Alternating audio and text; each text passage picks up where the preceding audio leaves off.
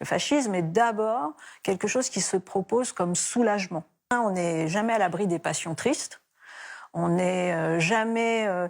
il faut, si vous voulez, il ne faut pas oublier, et c'est ce que le fascisme ou le néo-fascisme sait très bien, c'est qu'un régime politique, ce n'est jamais qu'un régime politique. C'est un régime d'organisation des affects.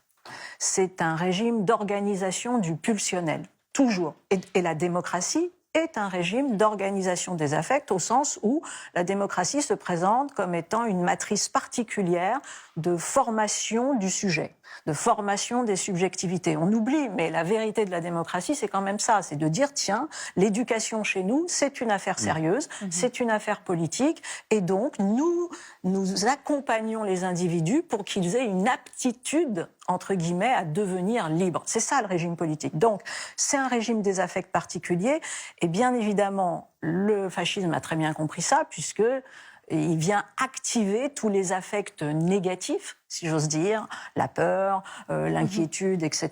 Et il vient d'abord se proposer toujours, c'est ce qu'on oublie, le fascisme est d'abord quelque chose qui se propose comme soulagement. C'est d'abord une structure de compensation. Et ça, on l'oublie avant d'être une utilisation de la force. C'est d'abord quelque chose qui vient nous rassurer.